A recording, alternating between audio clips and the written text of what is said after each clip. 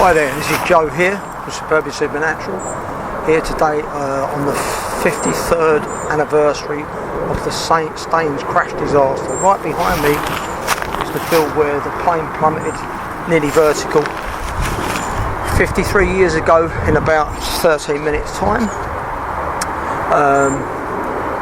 Basically what happened was a Trident took off at Heathrow, and there was a bit of a quarrel beforehand with Keys, the captain, the number one captain, had his co-pilot Keelian, an engineer at the back. There's three of them in the cockpit, and another person in the cockpit, Collins, who was taking a flight over to catch another flight back, but that never happened. They took off, got climbed to 1,700 feet, and somehow the flaps were retracted too early. It should have been at 2,400 feet, and the plane injured stalled, and the plane came down. They say that Captain Key had a heart problem, which most men of that age do. That doesn't determine, because they never had a cockpit recorder. They can't really prove what happened, and this crash changed aviation completely, because after this crash then cockpit voice recorders became mandatory in all aircraft. So this crash of this plane changed that. But the sad thing about it is no one really knows what happened. We even believe that it's a possibility that it could have even been a malfunction of the plane, because the plane in 1968, 4 years earlier than this crash, was involved in another crash which isn't talked about much, and an aircraft crashed into Heathrow and plummeted into a few planes, and one of the planes that got hit was Papa India flight 548, and it had its back tail replaced. So a plane that's repaired, is it as good as the one that's from new? Who knows? But to this day, he got the blame for it, and it sits like that because no one can prove anything else. It could have been the pilots, but the flaps were retracted too early. And 118 souls, that was 112 passengers, and 6 staff on board, including the pilots and stuff like that. So we're here today. I'm just a few minutes before, and we're going to do a minute silence at the memorial. If you look beyond me now, you can see the crash field, and you can see the pylon, and the pylon is in all the old newsreels, and it's a really sad moment for me. It was a terrible thing for Britain at the time. It was the worst air crash disaster at the time.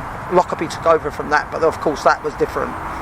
That was a terrorist bomb, and even though it was terrible, this was just a plane crash due to malfunction, or that the aircraft wasn't flown properly and they made a mistake. And I will leave this with you, but this is the crash site, the field there. So basically the tail section ended up somewhere by that pylon, and the fuselage didn't go any further than this creek. There's a river here, so it was a nearly vertical drop, and yet the plane didn't blow up. It stayed intact, and the fire brigade used this bridge here. This used to be 2 meadows, 2 fields. Now there's only 1 meadow and a piece of a field. A housing estate had been built since 1972. I think it was about 1975 on this site. So thank you very much, and I'll just leave it there. Superbly Supernatural, a minute's silence for the people that died here. 1972, 18th of June 1972, 11 minutes past 4, Papa India, minute silence.